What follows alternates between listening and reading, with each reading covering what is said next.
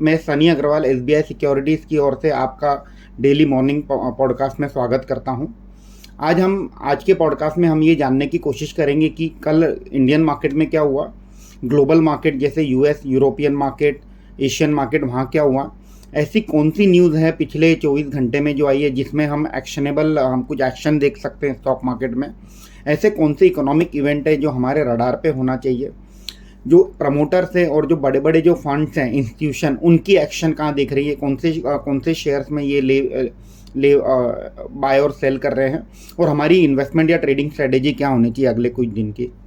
तो पहले देखते हैं कि कल इंडियन मार्केट में क्या हुआ। कल इंडियन मार्केट में हमने देखा कि इंडियन मार्केट एक कंसोलिडेशन मोड में चल रहा है और कल कोई ज़्यादा चेंज हमें देखने नहीं मिला निफ्टी और सेंसेक्स में। हालांकि पिछले 4 दिनों से कंसेक्यूटिवली मार्केट नीचे ही आ रहा था।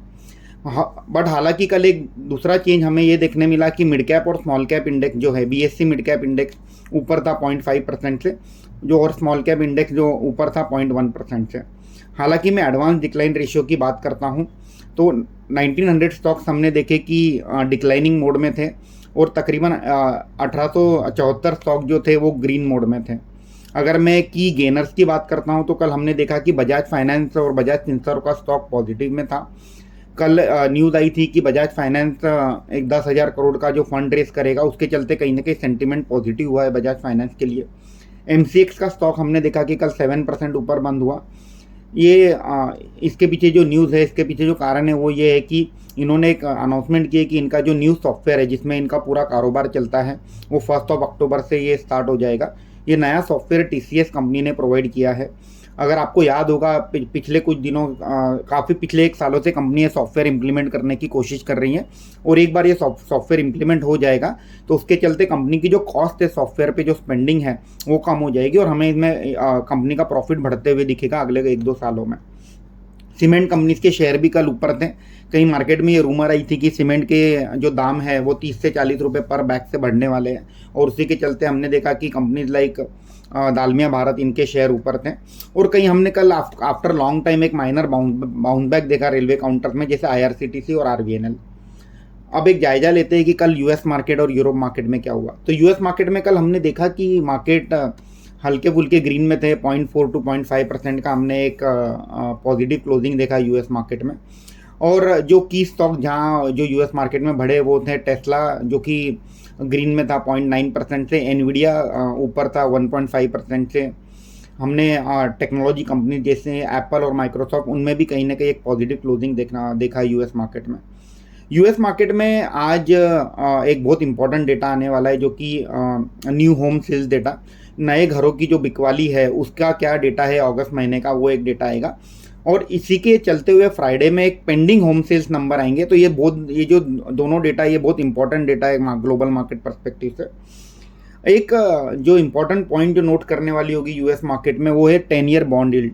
तो कल हमने देखा कि यूएस का 10 ईयर बॉन्ड यील्ड तकरीबन 4.54% था, जो कि एक हाईएस्ट नंबर है 2007 से चलते हुए। एट द सेम टाइम हमने देखा कि यूएस डॉलर इंडेक्स भी 106 के आसपास ट्रेड कर रहा है। आपको एक बात अगर याद होगा कि यूएस डॉलर इंडेक्स जो है ये तकरीबन 100 के लेवल पे ट्रेड करता था in the month of July. तो हमने ऑलरेडी 6% का इसमें इंक्रीमेंट देखा है पिछले 2 से 3 महीने में। और जब भी यूएस डॉलर इंडेक्स स्ट्रांग होता है, इसका मतलब ये होता है कि कहीं ना कहीं जो पैसा है वो इमर्जिंग मार्केट से निकल करके डेवलप मार्केट की ओर जाता है, क्योंकि यूएस डॉलर इंडेक्स स्ट्रांग होना ये एक संकेत होता है कि जो बाकी की जो ग्लोबल करेंसी थे वो वीक हो रही हैं। और इसी के चलते हमने कल देखा कि रुपी भी 83.2 लाइफ टाइम लो के आसपास ही ट्रेड कर रहा है, डिस्पाइट ऑफ ग्लोबल न्यूज़ की। हमने 1 या 2 दिन पहले न्यूज़ सुनी थी कि इंडिया की जो गवर्नमेंट बॉन्ड है वो जेपी मॉर्गन ग्लोबल इंडाइसेस में इंक्लूड किए जाएंगे और इसी के चलते हुए $25 बिलियन का इनफ्लो आ सकता है। हालांकि ये जो पूरी प्रक्रिया है इंक्लूजन की वो नेक्स्ट ईयर जून से स्टार्ट होगी। तो इसका एक पॉजिटिव रिएक्शन, सिर्फ मोमेंट्री रिएक्शन हमने एक दिन के लिए देखा और अब फिर रुपी वीक होना स्टार्ट हो गया है। और इस प्लस अगर मैं ब्रेंट क्रूड की बात करता हूँ तो Brent crude, US Brent crude जो है $93-94 के आसपास चल रहा है। इसमें भी मैं आपका एक ध्यान बटाना चाहूँगा कि इसमें जो यूएस ब्रेंट क्रूड था वो $72 ट्रेड कर रहा था in the month of July, और पिछले 3 महीने में हमने देखा कि क्रूड ऑयल भी $20 से बढ़ चुका है। तो कहीं ना कहीं ये एक ग्लोबली एक कंसर्न है कि क्रूड ऑयल प्राइसेस ऊपर जा रहे हैं, डॉलर इंडेक्स स्ट्रांग हो रहा है, और इसी के चलते कहीं ना कहीं एक ग्लोबली एक मार्केट में एक निगेटिव माहौल बना हुआ है इक्विटी मार्केट के पर्सपेक्टिव से अगर मैं बात करता हूँ तो। कल हमने देखा यूरोपियन मार्केट भी निगेटिव में थे, तो फुटसी कैग डैक्स तकरीबन 0.7 to 1% से निगेटिव में क्लोज हुए।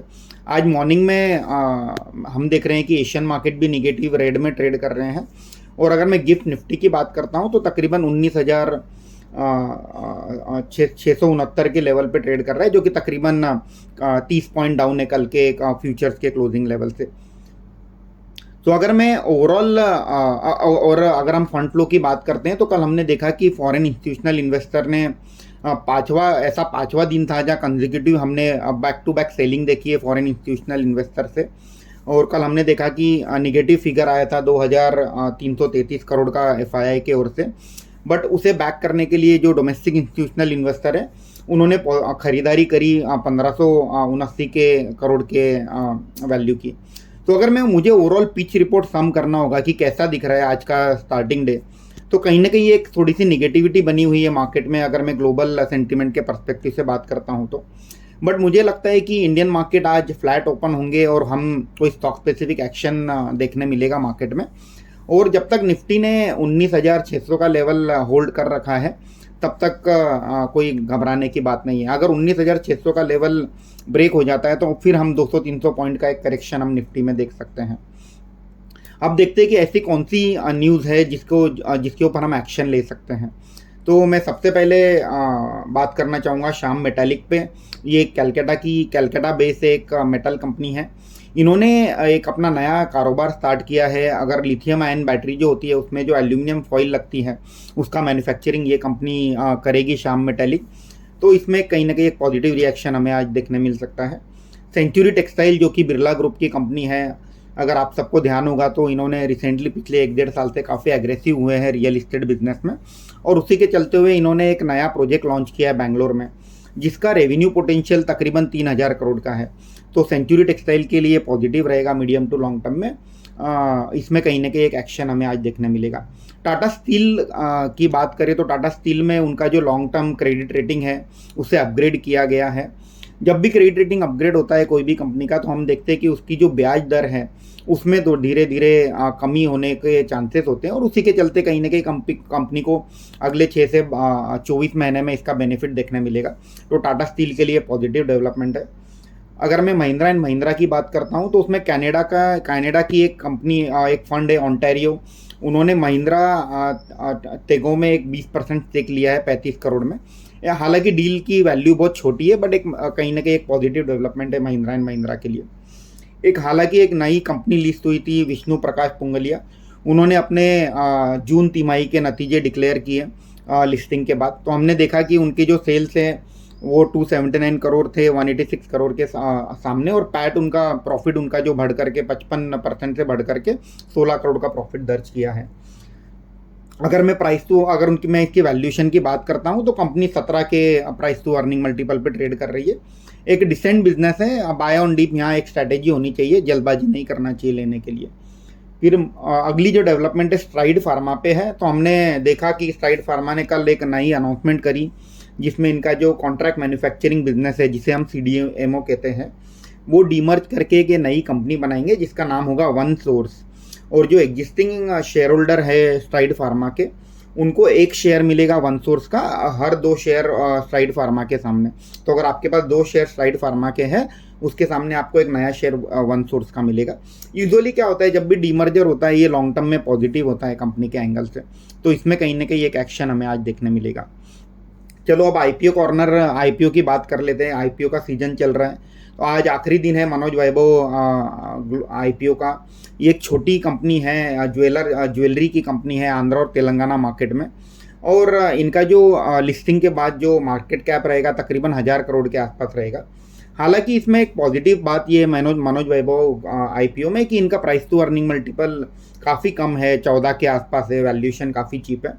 तो अगर कोई लंबी अवधि के अवसर से पैसा लगाना चाहता है तो मनोज वैभव IPO में पैसा लगा सकता है।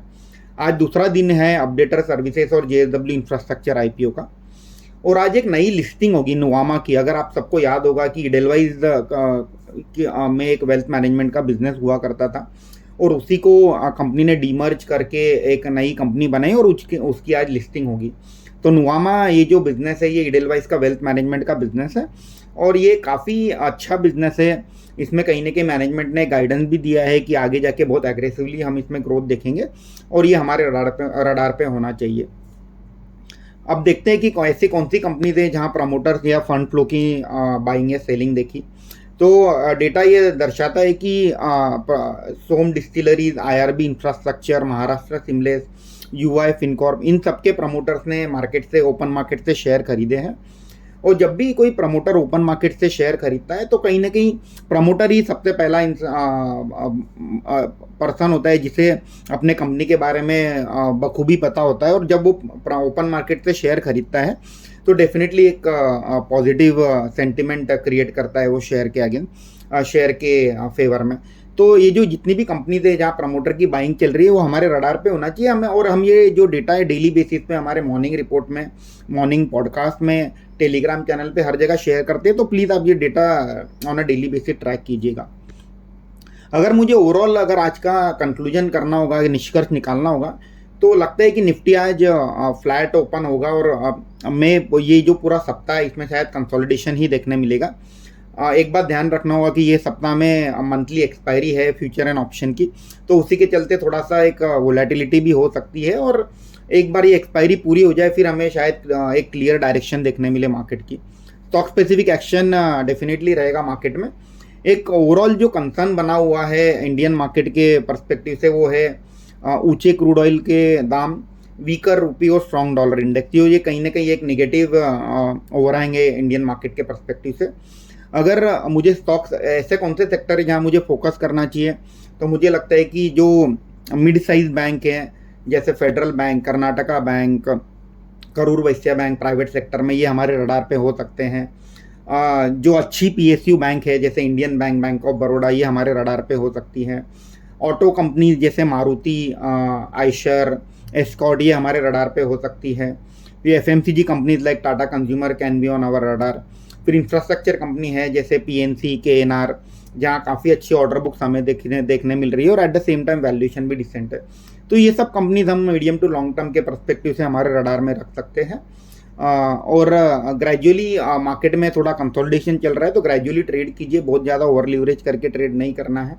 छोटे छोटे प्रॉफिट से जहाँ जहाँ मिलते हैं प्रॉफिट लेकर के प्रॉफिट बुक करते चलिए। तो यही मेरी राय रहेगी। आज के लिए इतना ही, धन्यवाद। आपका दिन मंगलमय हो। Investment in securities market are subject to market risks. Read all the related documents carefully before investing.